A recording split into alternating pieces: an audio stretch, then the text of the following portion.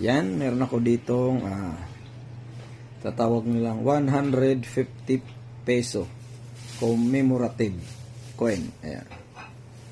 Gum Borsa. Ayan, Gum Borsa. Okay, Gum Borsa. Gum Borsa mga idol. Ayan. Yan yung coin niya. 150 peso mga idol. Tatlo yung tao eh. Ayan. Ganda mga idol. Ayan. 150 years. Ayan. Ano mga idol. Ito naman ang kanyang likuran. Tingnan natin. Ayan. Yan yung kanyang likuran. Ayan. Ayan o. Tingnan natin to. Ayan. 150 years din po. Ang ganda. Mapa ng Pilipinas. Hindi pala yan.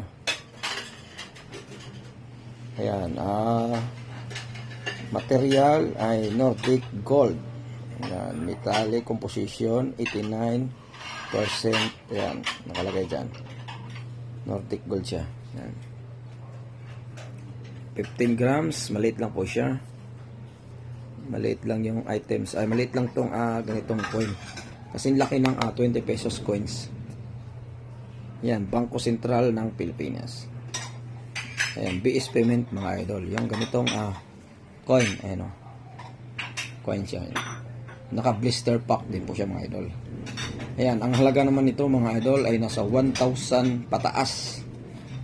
Ayan, 1K pataas po pag mayroon kayong mga ganito. Para mayroon din po kayong idea kung magkano nyo po excuse me, na ibibenta yung ganitong inyong mga collection. Ayan. 1,000 isa pataas sa ganitong items. Magandang pang collection ito. Nilabas lang po ito mga idol para sa mga collector. Kaya hindi po ito nag-circulate sa Pilipinas mga idol. Ayan. 150. Ayan, labo. Ayan.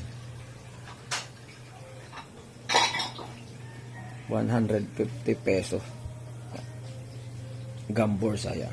Pag meron kayong mga ganito mga idol, ay bumibili din po ako. Ganitong coin na 150 peso. 1,000 isa pataas.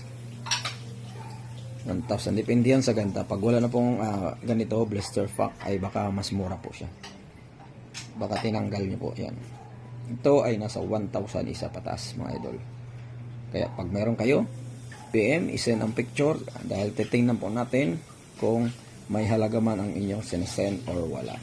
Ganitong items.